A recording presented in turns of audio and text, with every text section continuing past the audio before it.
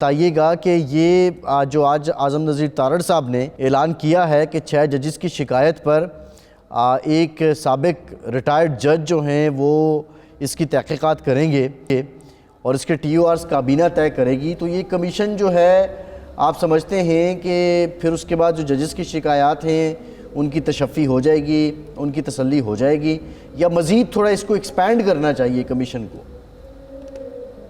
سب سے پہلے دیکھنا یہ ہے کہ یہ یہاں تک نوبت آئی کیوں۔ اس خط میں پہلے کے خطوط کا اور پہلے کی میٹنگز کا بھی ذکر ہے۔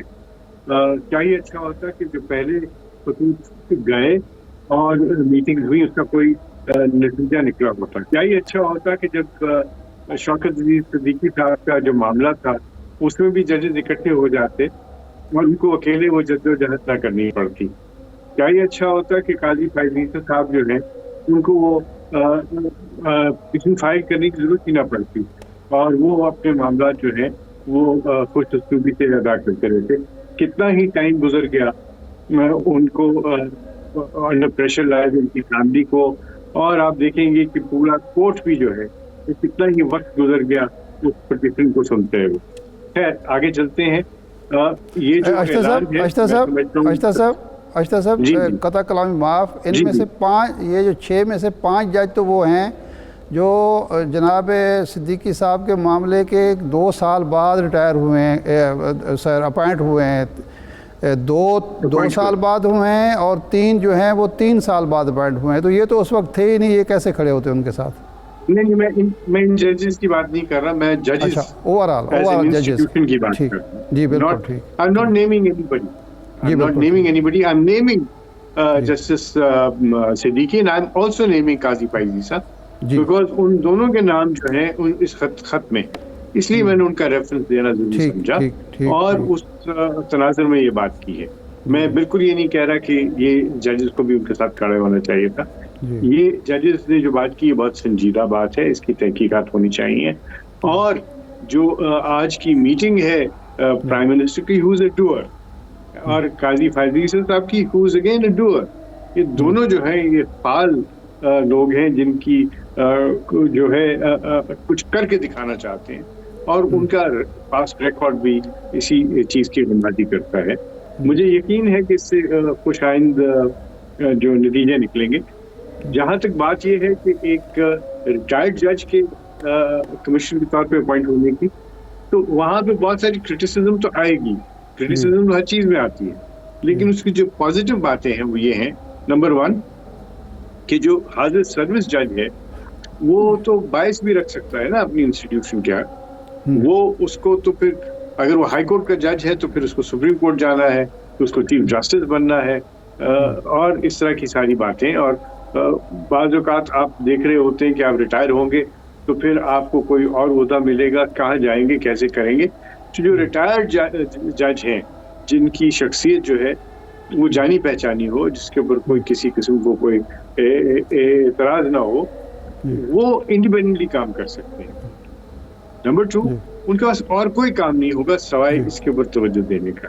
اور تیسرا وہ بالکل چونکہ وہ جج رہ چکے ہیں ان کو ان باتوں کا ادراک ہوگا، اور اب وہ چونکہ پرائیویٹ لائف میں ہیں تو وہ بھی وہ جو ایک it's a happy mix and this is what is required.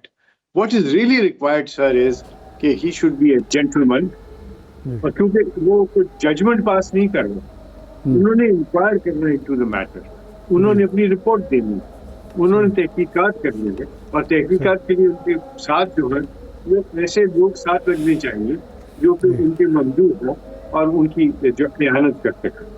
جی اچھا اشتر صاحب، ہمارے ہاں جو مسئلہ ہے وہ یہ ہے کہ جو جن لوگوں پر الزام لگایا گیا ہے وہ طاقتور ہیں، وہ ہائی کورٹ کے ججز اپنے آپ کو بے بس محسوس کر رہے ہیں۔ پہلا سوال تو یہ ہے جس کا آپ نے جواب بھی دیا کہ ریٹائر جج ہوگا تو اس نے رپورٹ دینی ہے۔ ماضی کا تجربہ یہ ہے کہ جتنے کمیٹیاں بنتی ہیں ان کی رپورٹ آتی ہے اور وہ رپورٹ دب جاتی ہے کاغذات میں۔ دھرنا کیس پر قاضی فائز عیسی صاحب کو آج تک شکایت ہے کہ میری رپورٹ پر کسی قسم کا کوئی وہ نہیں ہوا، حالانکہ وہ تو ایک جج کے طور پر انہوں نے ایک رپورٹ دی تھی۔ ایک تو یہ پہلو ہے۔ دوسرا، موجودہ حکومت جو ہے جس کے بارے میں یہ کہا جاتا ہے کہ خاصی کمزور حکومت ہے، مخلوط حکومت ہے، کوئی ایسی رپورٹ آ بھی جاتی ہے جو دیانتداری سے مرتب ہوتی ہے، اس میں کچھ نشاندہی ہوتی ہے کہ کون لوگ ہیں جو عدلیہ کو مفلوج کر رہے ہیں یا مداخلت کر رہے ہیں، تو کیا موجودہ حکومت اس رپورٹ پر عمل درآمد کرتے ہوئے یہ روک تھام کرنے کی پوزیشن میں ہے؟ اگر میں شہباز شریف صاحب کو جانتا ہوں، میرا خیال ہے میں جانتا ہوں ان کو، جی، تو وہ جو ہے ہی از اے مین آف ہز ورڈ۔ اگر وہ کہتے ہیں کہ میں نے کچھ کر کے دکھانا ہے تو وہ کرتے ہیں۔ دوسرا، یہ ساری کی ساری بات ہوگی رپورٹ کے آتھر کے اوپر، کہ رپورٹ کا آتھر جو ہے اس کے قلم میں کتنی کاٹ ہے۔ یاد رکھیے کہ یہ قلم کی کاٹ تلوار کی کاٹ سے کہیں زیادہ اسٹرانگ ہے، اور عدلیہ کو اپنے تئیں مفلوج نہیں سمجھنا چاہیے انہیں۔ ان کے پاس تمام وہ اختیار حاصل ہیں جس کے ذریعے وہ اپنی رٹ کو پراپر طریقے سے وہ کر سکتے ہیں، اس کو نافذ کر سکتے ہیں، اور اس کے اندر ان کے پاس کنٹیمپٹ آف کورٹ کا پاور ہے، ان کے پاس اور بہت ساری پاور ہیں۔ تو کوئی جج اگر یہ سمجھتا ہے کہ اس پہ کوئی دباؤ ہے تو اس کے لیے کتنا ہی آسان یہ کہہ دینا کہ میں یہ کیس نہیں سنوں گا، لیکن ٹرانسفر دی کیس۔ نہیں سر، ہم نے دیکھا کہ اسلام آباد ہائی کورٹ میں ایک بیوروکریٹ کے خلاف اپنا استعمال کیا، حتیٰ کہ جو توہین عدالت کا کیس وہ آج تک آرام سے پھر رہے ہیں، اور انہوں نے ایک اپیل دائر کر دی اور وہ اپیل پڑی ہوئی، ان پر کوئی عمل درآمد نہیں ہوا۔ تو ہم تو روزانہ یہ دیکھ رہے ہیں کہ عدالتوں کے فیصلوں کی کوئی اب توقیر ہو ہی نہیں رہی۔ ایسا نہیں ہے، آپ نے دیکھا کہ توہین عدالت کے جرم میں ایک دن کی، بلکہ ایک دن کی بھی نہیں، ٹل دی رائزنگ آف کورٹ سزا دی گئی اور پرائم منسٹر اپنے گھر چلے گئے تھے۔ میں یوسف رضا گیلانی صاحب اس فیصلے کی طاقت کی بنیاد پر نہیں چلے گئے تھے، جو بھیجنے والے تھے انہوں نے بھجوا دیا۔ ارے نہیں، وہ آپ دوسرا دیکھیے آپ کہ آپ جب بات کر رہے ہیں میمن صاحب کے فیصلے کی، اس میں بابر ستار صاحب نے خود اپنے فیصلے کو معطل کیا تھا، اس لیے وہ جیل نہیں گئے وہ صاحب، اور یہ ان کا اپیل ان کا حق ہے، اور میں سمجھتا ہوں بابر ستار صاحب کی یہ بڑائی ہے کہ انہوں نے اپنے ہی فیصلے کو معطل کیا، کیونکہ وہ کوئی ذاتی عناد کی بات نہیں ہے، وہ پرنسپل کی بات ہے، اور یہی پرنسپل جو ہے جن کو ہم ایڈہیئر کریں گے تو بات آگے چلے گی۔ یہ جو راستے ہیں یہ لمبے ضرور ہیں، لیکن مجھے لگتا ہے کہ یہ دشوار نہیں ہے۔ اشرف صاحب یہ بتائیے گا کہ آج جو پرائم منسٹر صاحب اور چیف جسٹس صاحب کی ملاقات ہوئی ہے، کیا یہ پریسیڈنٹ موجود ہے؟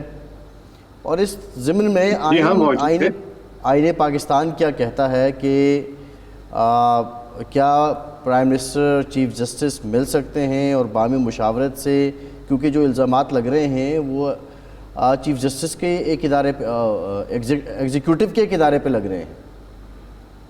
دیکھیے میں بتاؤں، پہلی بات، کیا اس کی نظیر موجود ہے؟ 100% موجود ہے۔